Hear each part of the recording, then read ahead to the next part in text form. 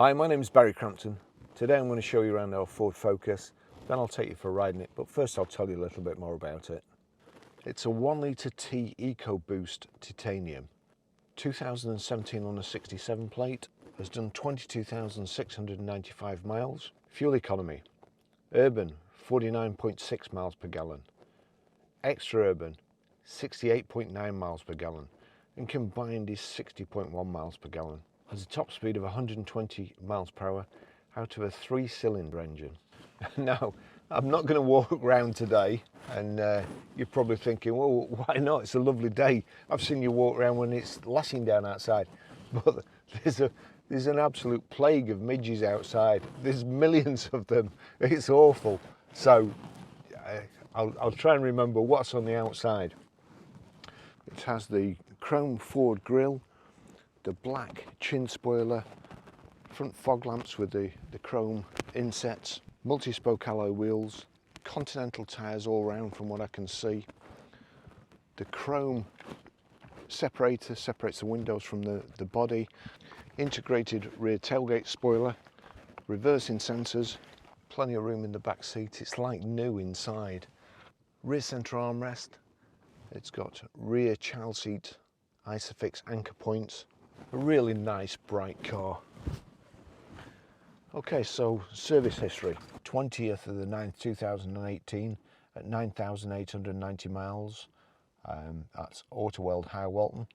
21st of the 11th 2019 at 16,851 miles. Autoweld High Walton. 9th of the 9th 2020. 20,242 miles. Autoweld High Walton. Okay, so here we go. We've got the 2 Ford keys. It's keyless start, so as long as you've got the key on you, the car's going to start. Sorry, extremely busy this morning. Messages flying in and out all over the place. 6-speed box. It's only a 1 litre engine, so I'm going to take you a little bit through the country and also up the motorway, because no doubt you'll be wanting to know what it's like on the motorway. Turn that down. It's got, here we go, the best thing really, probably best invention. Would be better if it was Bluetooth, but this plugs in. And as soon as we've plugged that in, like so,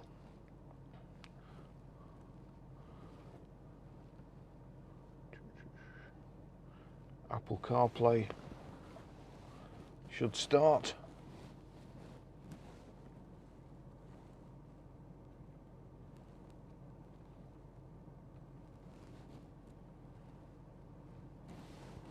The inserted USB device is not responding, so we'll try again. Great demonstration, Baz. There's a beep there. Let's see. There you go.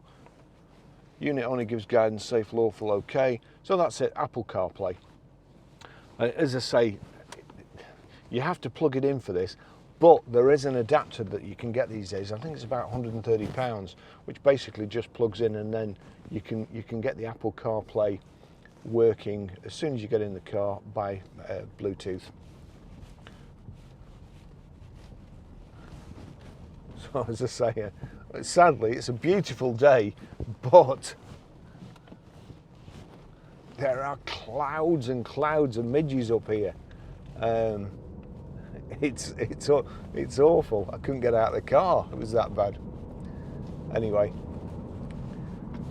Ford Focus, beautiful cars, lovely to drive, fantastic gearbox, great suspension, nice and comfortable, got everything in that you could possibly need or want. One of the best accessories, heated front screen. It's absolutely great cars. But probably about 20 years ago, there was a saying called or Mondeo Man, Ford Mondeo Man, and really speaking, it was Mondeo and Focus, I would think. I had a Focus back in the day as a company car when I decided I'd had enough of the motor trade and went to work for somebody else and realised that the motor trade wasn't that bad after all. But I did miles in that car, and it's absolutely everything you could want. And the reason people stopped buying Mondeos, it went from Mondeo man to BMW man, and the reason was that BMWs had a better residual value. They cost more, but they had a better residual value. So all in all, you could get them on contract hire, that sort of stuff, for a reasonably small payment a month. So reps hoping to get one over the Joneses for their allowance, they could get a BMW and have the BMW badge instead of a Ford.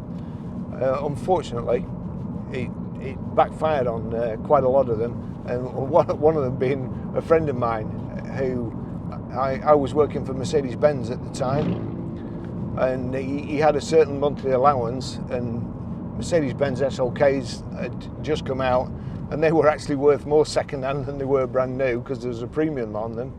And I got him an all-singing, all-dancing Mercedes-Benz SLK for the same price as he could have got a Rover or something at the time, which was fine until he got his tax bill, because of course you have to pay tax on benefit in kind, and the value of the car was enormous. I think it was about 50 grand or something, and where he normally would be paying benefit in kind on 20,000. So his tax bill was enormous, so he wasn't too pleased with me, but he did have a nice car. And now I think, what would I rather have? Would I rather drive in a BMW, drive around in a BMW, or have more money in my wage packet? And I can't believe I'd rather drive this than a BMW. I don't like BMWs. I don't like the way they drive. I don't like the stupid run flat tyres on them, and I don't like the design on them. Most of you will, and we do sell a lot of BMWs, so please keep coming and buying them. But honestly, I would rather jump in this and drive this than I would a BMW. I prefer the design, I prefer the stuff it's got, and I'd rather drive this in the winter, especially, just for the heated front screen. Nice and smooth, the suspension's great, the gearbox is absolutely second to none. It's hard to believe it's a 1 litre on the motorway, but just on things like this is where you can actually tell, going uphill, you've got to use your gears a little bit more and change up and down a little bit more. But 1 litre, 3-cylinder, and on the motorway, it goes as fast as you could possibly need. So anyway, I'm surprised that BMW sales don't go down now. I suppose the reason why there were BMW, the sales swap from Mondeo man to BMWs is Mercedes has always been perceived as an older man's car. So people would rather go for a BMW and kid themselves that they're young and that they like really hard suspension. So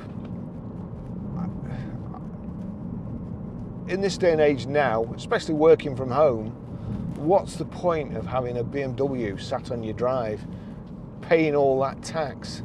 You're better off with a cheaper car. You're better off with one that's easier. You see, the other thing is, the BMWs, the servicing costs and the repair costs were paid by the company.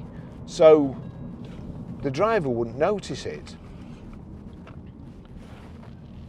or wouldn't care. But when you're actually paying for it yourself, rather than have it the company paying, then Fords, the parts are cheap. They don't go wrong that often, and when they do, they're fairly cheap to repair. And you say, oh, BMWs are reliable. Well, they're no more reliable than any other car. I don't think they're any more reliable than a Ford, and I do know, because we recondition them, they're more to repair. The parts cost more. When you go to deal with people in a BMW showroom, and I've worked in a BMW showroom, and I can assure you we weren't like that, but whenever I go in a BMW showroom, they look at me like I'm something they've just scraped off the shoe. And when you try, I used to buy cars from a BMW dealership, and I rang him one day, and he says, I can't be bothered with traders. Yeah, okay. The traders that keep your business going. But that's it.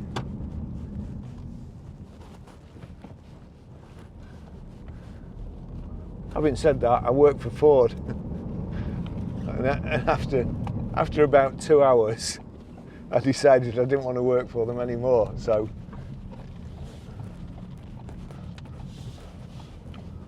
I guess that's a conflicted story. But although I didn't want to work for the people at Ford, the cars, they are really good.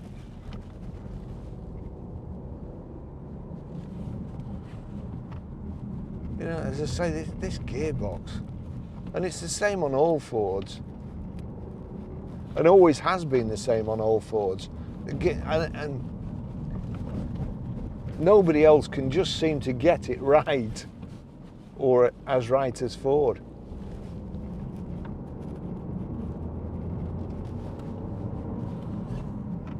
It's slick.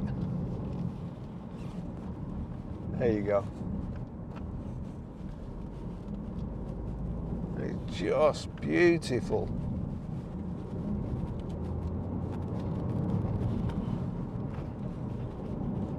The handling on Fords, I suppose the rally pedigree has helped them over the years. And if you drive something like a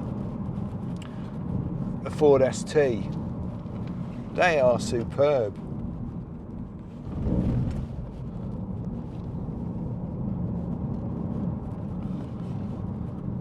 And I suppose everything, if they put the mind to it, they can do anything. That has proved with the Ford GT, beating Ferrari. This car makes me want to drive too fast as well.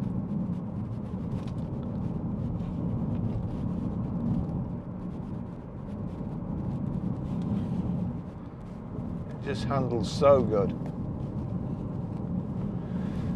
Right, the car. So it's a 5-door. Plenty of room. I've got plenty of room here. It's a manual 6-speed, height and reach adjustable steering wheel, multi-function steering wheel, your phone controls on the right hand side, and your, let's say, just clear that to say it's low on petrol, and also your there you go, your trip computer. If I knock it over to the side, information, settings, so you can knock the stop start off in the settings, which is brilliant, because there's lots of cars I get in and you just have to keep knocking off every time you get in, and I hate it. Another thing I'd like to see is being able to knock the radio off on some cars. You jump in the car and the radio comes on straight away. I don't want it to come on. So Fords are really, really well thought out. They're quite simple. I think they had a bit of a glitch with the sat-nav. Somebody had a brainstorm when they were doing the sat-nav a couple of years ago and made it ultra complicated. But this with Apple CarPlay, that's all you need. You know, as long as your phone plugs in these days, you don't need all these things on the dash and how many miles per gallon you're doing, how far you know, trip counter and stuff. You just need your speedo, you need your, perhaps a rev counter. You don't even need a rev counter really, but it is nice. Fuel gauge, coolant temperature gauge. I'd like to see an oil pressure gauge in all cars, because that's the first sign that anything goes wrong. is basically oil pressure.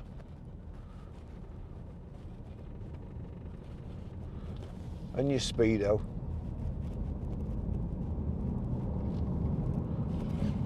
Got cruise control here. Cruise control again, not overly complicated, but in my opinion one switch too many. You have to click cruise on and then click set, like so. So I suppose some people will think, well, you could accidentally click cruise control and knock it on straight away. Fair enough. But you could accidentally open the door and fall out. So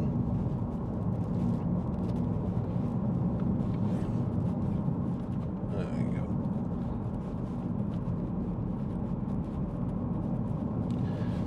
So we've got, you can use the Apple CarPlay, that mirrors your phone, as you can see there. You've got, and you can use Siri as well. Hey Siri, navigate to PR5 4EA. Getting directions to Preston PR5 4GB. I don't know why it does that. To me, it doesn't sound like I'm saying GB, but every time I use Siri and say AE, it thinks I've said GB, so that's perhaps my accent. So that's it. You know, you don't have to take your hands off the steering wheel with Apple CarPlay. Go on, Squizzer, get in there. Get off the road. And then all I have to do is click go. Starting route to PR5 4GB. In 1 mile, turn left onto Long Lane. Hey Siri, cancel navigation. Okay, it's stopped now. You know, it is so easy to work. You can use your music, your iTunes, through Apple CarPlay. But if not, if it's not plugged in, then you've still got Bluetooth hands-free. Oh, you've also got hands-free calling as well. But if not, and it's not plugged in, then you've also got the Ford system, which is it's pretty good too. Let's just knock that. There you go. So that's Audible. That's listening to books. You've got WhatsApp. You can send WhatsApp messages. You can ask it to read your text back, or read your text when they come in. All good. But then if I unplug this USB, that goes back to the Ford system. And as I said before, everything Ford do is all good. Always great designs, really. There you go, you've got, that's just the audio. If we click source, we can then put it on Bluetooth. Yes, put it on Bluetooth like so. The Temptations. Let's see, we'll just flick forward. Or we would flick forward if I'd click the right button, like so. Angie Stone. Nice display. Don't know who that is. Taylor Swift.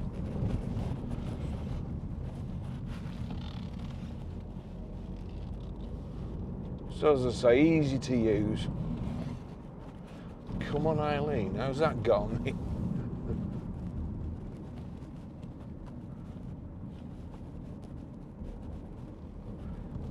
Oh, Simple Minds. Might have to, got a lot in common with them. Let's just turn it up a little bit.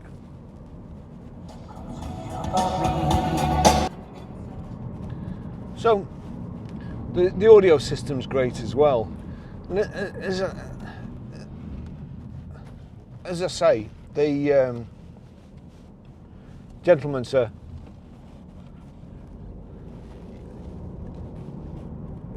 why these days working from home, why would you have a car paid for by the company?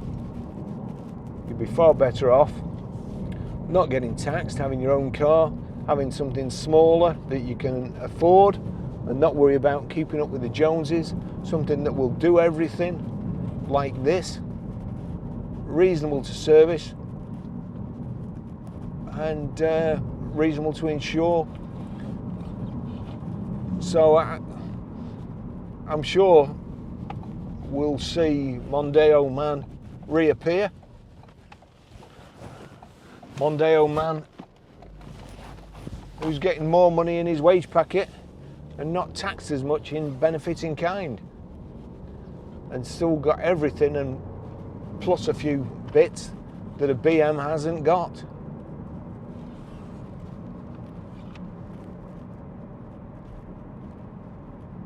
You know,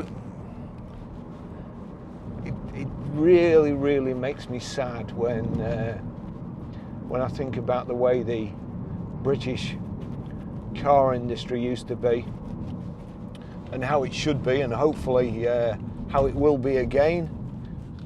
Everything, or all the news I watch, because I don't watch the BBC, all says how good the country's doing. Everybody's investing. This morning there's more jobs, more vacancies for people since pre-pandemic. We've got, technically, we've got Fords and Vauxhalls, Range Rover, Jaguar, Land Rover. Then we've got other, you know, the Morgan factories, Lotus. Such fantastic cars. Why buy a foreign car?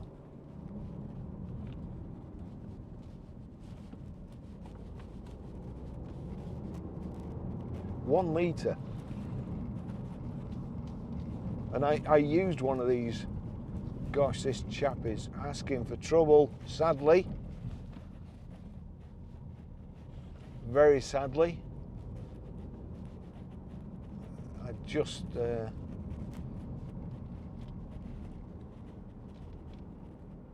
speed people drive around here. Ah, that's okay. I was worried, but they've got it. They've got it all in hand.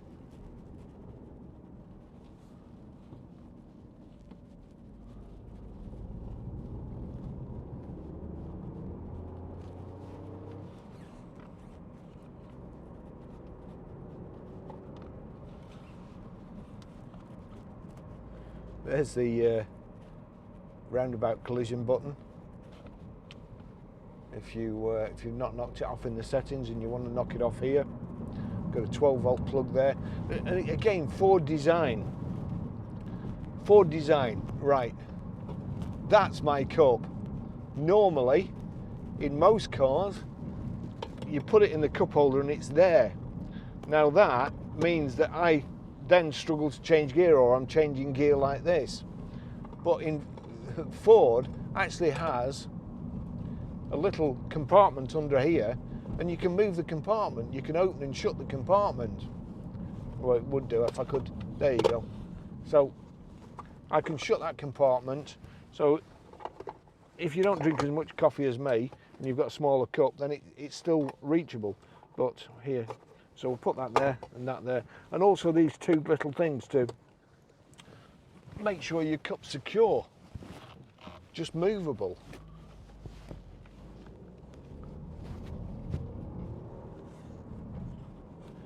It does. It makes quite a good sound as well, the 3-cylinder. I suppose it's half a 6-cylinder.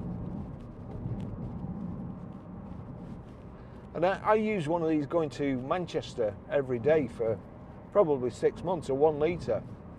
And although certainly no problem for me on the motorway, and you'd think you were in at least a 1.6 in this vehicle. The only thing I would say that if you're going to be buying one to be doing 70 mile an hour down the motorway all the time, then I don't think the fuel economy, you'd probably be better off with a diesel. But if you're buying one of these for, you know, commuting around town and so on, and the odd motorway trip, then the 1 litre is fine.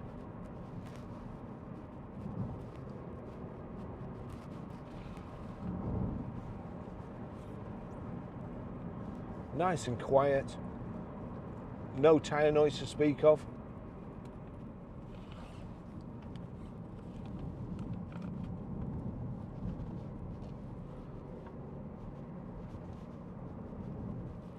I'll say, it's just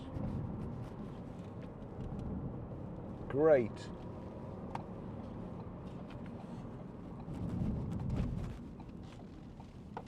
It's a lovely driver's car.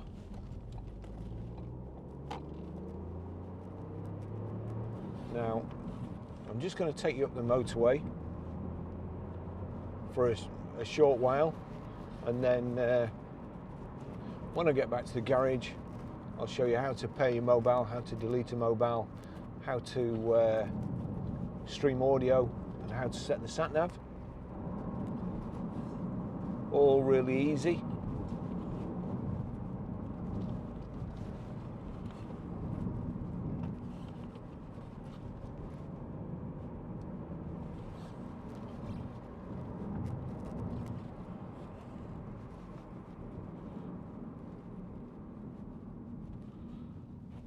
I love driving these.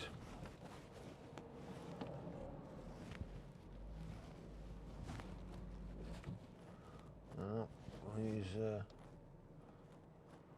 got a pop on the front of the car, so I'll let them off.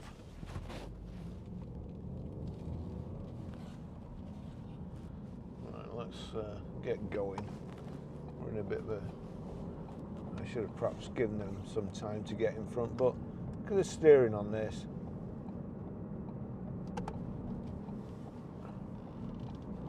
No understeer, no oversteer, one input, straight round the bend. Should I? No. If I was in an ST, I'd do it, but I'm not going to in this.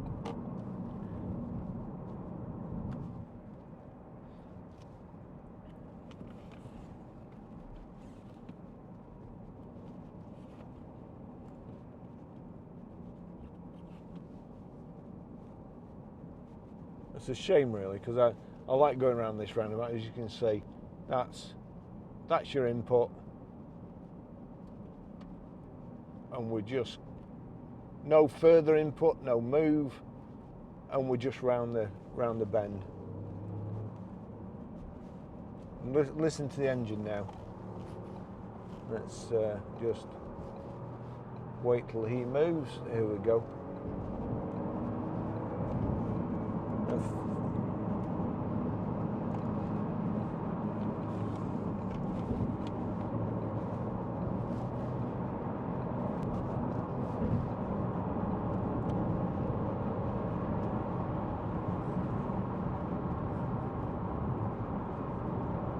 Now that's actually too fast. And we're in fourth. It was fine in fourth.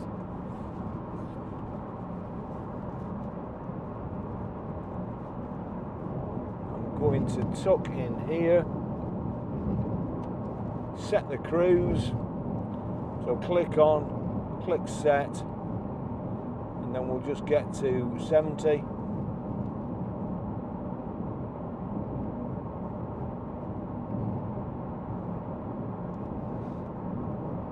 So that's it, doing 70, 2,500 revs, in 6th gear.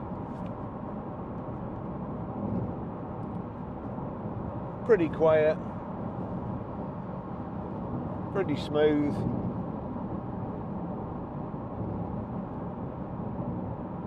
I suppose a lot depends on the tyres you have fitted.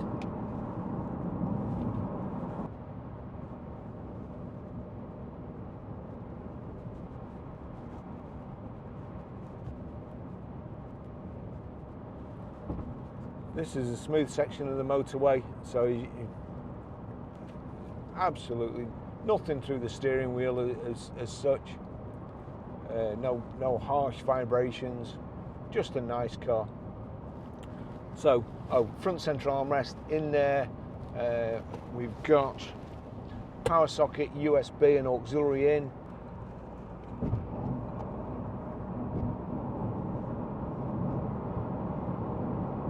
Just where we're coming off the motorway in a short while. Where I was videoing before, nice country lane, but it's a country park, you know, and the sheep and cattle. Well, not cattle. You don't get many cows on the road, do you? But anyway, so these sheep wandering about on the road, and it's dangerous to go fast, really. But there's a nice little stretch of country lane which I use to test the steering on vehicles, just make sure everything's all right.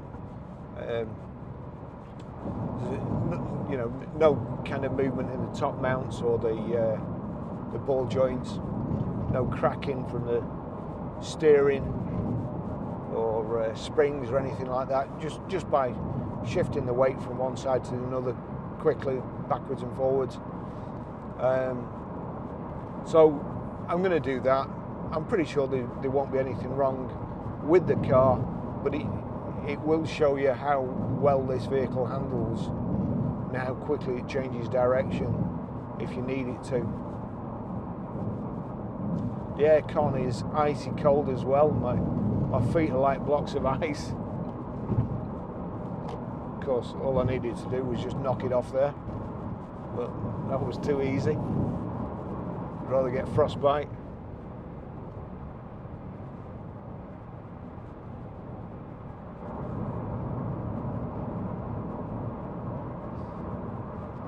Nice thick steering wheel, good feel to it, and everything just to hand. Again, Ford design. You can see your indicators there. They're flicked up like, well, wing mirrors on a motorbike, or mirrors on a motorbike. So they're just above your quarters to three position, so you can see everything there. Rear wash wipe on the wiper switch here. It's very, very well designed. Everything easy to use, easy to hand.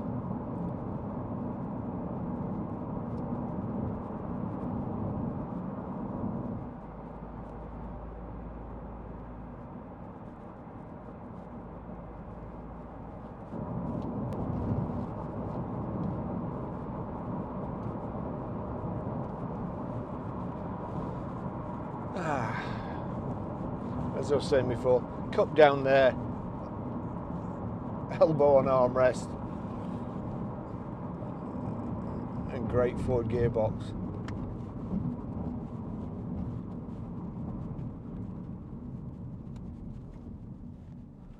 We'll stay in second there, technically. In base, you shouldn't set off in second.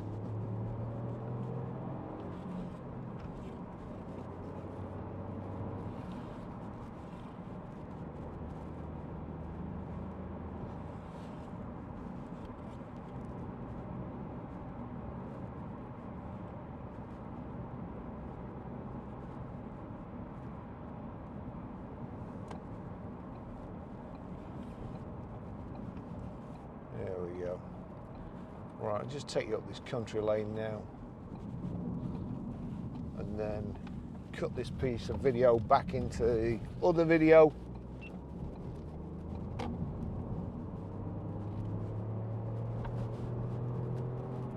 Oh, look at that beautiful car.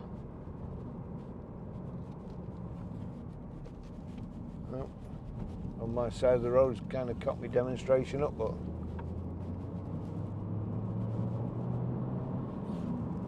so here we go. Look, you see a lorry coming.